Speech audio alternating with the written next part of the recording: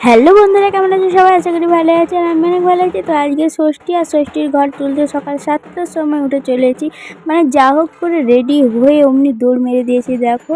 আর এইখানটার কাছে ঘর তোলা হবে। আসলে এইখানটার কাছে একটা নতুন মন্দির হয়েছে, অবশ্য আমি কোনোদিন আসিনি, এই প্রথমবার এলাম। আর সত্যি কথা বলতে মন্দিরটা অসাধারণ লেগেছে আমার। তোমাদেরকেও দেখাচ্ছি দেখো। এখানে আমাদের যে ঢাকি ভাইরা এসেছিলো, এখানে মায়ের কাছে একটু ঢাক শাঁখ বাজাচ্ছিলো। আর মন্দিরটা তো অসাধারণ লেগেছে। তোমাদের কেমন লেগেছে কমেন্ট করে বলো। আর এখানে দেখো শীতলা মা, জরাসুর, আর হচ্ছে মনসা মা ছিল, আর এই পাশের দিকে মা কালী ছিল। এই দেখো কত সুন্দর দেখতে লাগছে না? আর এই পাশের দিকে রাধা কৃষ্ণ ঠাকুর ছিল। আর এখানে দেখো ঘর তোলা হচ্ছে।